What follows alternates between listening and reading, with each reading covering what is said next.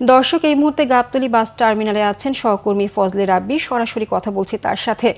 রাব্বি, বাড়ি ফেরার খবর জানাবেন, ভিড় কেমন দেখছেন? ব্যাপক সেবা বিভিন্ন কাউন্টার পরিদর্শন করছেন।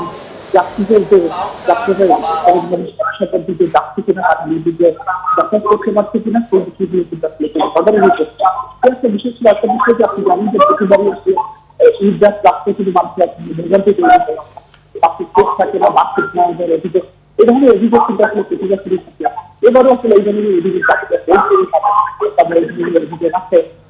তারপরেও আসলে তারা এই ধরনের এই কষ্ট দান করে আসলে তার পরিবারের কাছে যেতে পারায় তারা ভালো খুশি, তারা বলছে আমরা এই পরিবার এই কষ্ট থাকতে থাকি যদি পরিবারের কাছে সুন্দরভাবে পৌঁছাতে পারি। তারপরেও কিন্তু আসলে যাত্রীদের যে ভোগান্তি সেটা কিন্তু আসলে দেখতে মানুষ। রাব্বি, আপনি সেখানেই থাকুন, পরবর্তীতে আবারও আপনার সাথে আমরা সংযুক্ত হব। ধন্যবাদ আপনাকে।